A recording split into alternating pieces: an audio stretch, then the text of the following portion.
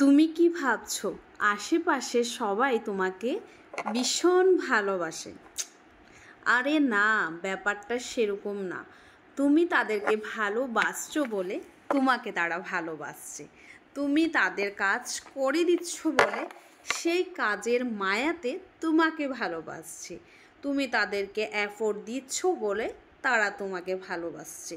তুমি তাদেরকে হাসি খুশি রাখার জন্য মন প্রাণ দিয়ে চেষ্টা করছো বলে তার জন্য তোমাকে ভালোবাসছে।